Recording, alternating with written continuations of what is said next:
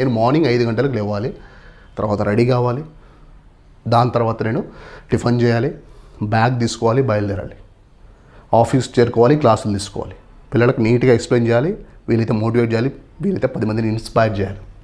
So రేపు చేయాల్సిన పనులు నెక్స్ట్ మినిట్ అయినా కాదు, రేపైనా కావచ్చు. తెలుగులో మాట్లాడేటప్పుడు వాక్యం చివరిలో లీజ్ సౌండ్ కనుక వస్తే బాగా గమనించాలి.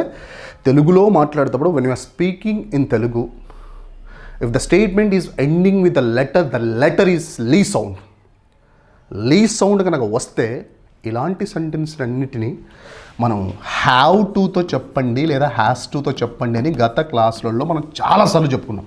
చాలాసార్లు ఈ కాన్సెప్ట్ మీద మనం వీడియో తీసాము. కాకపోతే ఈరోజు కొంచెం ఒక స్టోరీ టైప్ తీసుకొచ్చాను. చాలాసార్లు ఎక్స్ప్లెయిన్ చేశాము. మరి ఎందుకు తీసుకున్నాం సార్ అంటే, ఒక స్ట్రక్చర్డ్ వేలో ఒక స్టోరీని చేస్తే ఎలా ఉంటుందో అని చెప్పి